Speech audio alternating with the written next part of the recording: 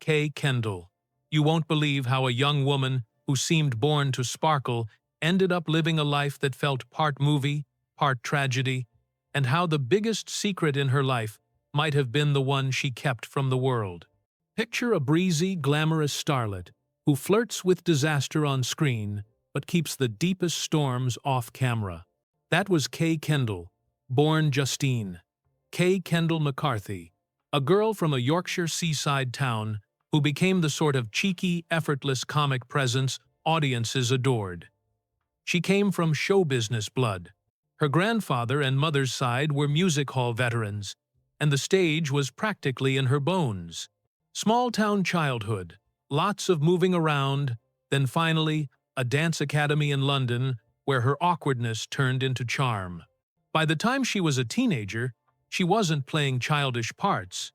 She looked older, she carried herself like someone who knew the camera was on her, and she started getting those bit roles that slowly add up into a career. You know those career disasters that would bury most people? Kay had one. Her first big screen shot was supposed to launch her a flashy musical that cost a fortune and cratered at the box office. It was humiliating. Critics were blunt. Audiences shrugged. Instead of catapulting her to stardom, the film nearly erased her. Imagine being a new face and suddenly refusing to leave the house because the press that once fawned now snickered. But here's the thing about Kay. Embarrassment didn't end her, it hardened her. Slowly, she climbed back. She took smaller roles, kept her name in papers with high-profile romances, and yes, plenty of rumors, the likes of showbiz airs, even whispers about royalty, and then found the right parts that let her do what she did best. Comic timing and a kind of mischievous, self-mocking charm. A role in a sparkling British comedy became the turning point. Audiences loved her smart, flirty presence, and critics began to notice. She wasn't a dancer or an opera singer, but she was killer at being witty on film. Rex Harrison. Then came the man who complicated everything. Rex Harrison. They met on set, and the affair that followed would change both their lives. Harrison was established, charismatic, and already entangled in a marriage. When Kay and Rex's relationship heated up, it quickly turned public, not always a good thing in the 1,950 seconds. But people loved their chemistry. Work followed. Hollywood came calling. She finally got that big, glossy musical that introduced American audiences to her particular brand of sparkle. The film didn't make the studio rich, but it did win Kay something priceless. Recognition. She won a Golden Globe for her role, the sort of accolade that says, "You belong on this stage." But right when everything seemed to be clicking, life did something messy. On a routine doctor's visit, a blood test revealed something no one wanted to hear. Kay had leukemia. The doctor made an extraordinary request. He told Rex first and asked him to look after her, quietly.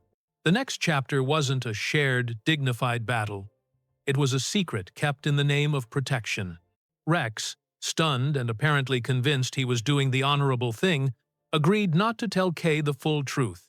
Instead, he told her she suffered from anemia. She got transfusions, rest, and love, but not the literal truth. This is the moment their real-life plot turns into a moral puzzle. Was secrecy, compassion, or selfish avoidance? Marie Kendall, divided by Terence Terry McCarthy. It's easy to reduce these people to headlines, but their backstories matter. Kay's grandfather, the music hall star, Marie Kendall, and her father, who performed under the name Terry Kendall, gave her a pedigree in show business that shaped her world. Where others might see a tragic ending, her family saw a life lit by performance, wit, and an almost inherited defiance in the face of scandal. That heritage is one reason Kay could bounce back after a public flop and keep going when the industry tried to pigeonhole her. So, what happened in those last years? Kay and Rex married. He left his previous marriage. They pledged a life together, and all the while the real diagnosis hovered like an unspoken scene. Friends and colleagues noticed Kay's spells, her fatigue, and yet she continued to work. Some people close to her later believed she might have known more than anyone admitted. Was she in denial?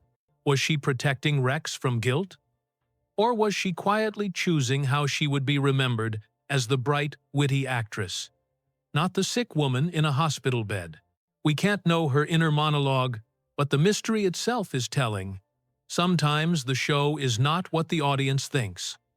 Her story reached its sorrowful end in 1959, when she died at just 32.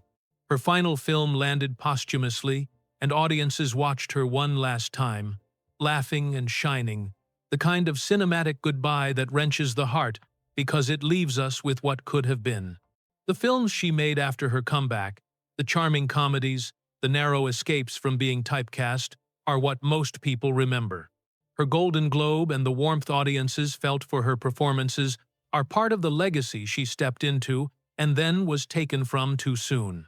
What makes Kay's life stick in the memory isn't just the glamour or the gossip. It's the tangle of choices: a doctor's secret, a husband's promise, a starlet's determination to keep smiling. It's about how someone can be both dazzling on stage and quietly complicated off it. It asks uncomfortable questions. Can withholding the worst truth be an act of kindness? Or is it a denial that robs someone of agency? Those questions don't have tidy answers. If there's a lesson buried in Kay's short, bright life, it's this: people are always more layered than the headlines. She was the daughter of music hall royalty, a woman who survived an early public failure, retooled her career with humor and grit, found love in a messy, public way, and then faced mortality with a kind of theatrical silence. Her films let us laugh with her. Her life makes us think about what we would do in her place. Thanks for sticking with this story. If you want more rewrites like this, a little glamour, a bit of scandal, and a whole lot of heart, hit like and subscribe. Tell me who to cover next, and I'll turn their life into a story that keeps the truth, but never the boring parts. Kendall. You won't believe how a young woman who seemed born to sparkle ended up living a life that felt part movie, part tragedy, and how the biggest secret in her life might have been the one she kept from the world.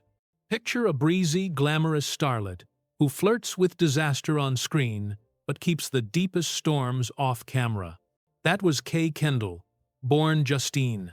Kendall McCarthy, a girl from a Yorkshire seaside town who became the sort of cheeky, effortless comic presence audiences adored.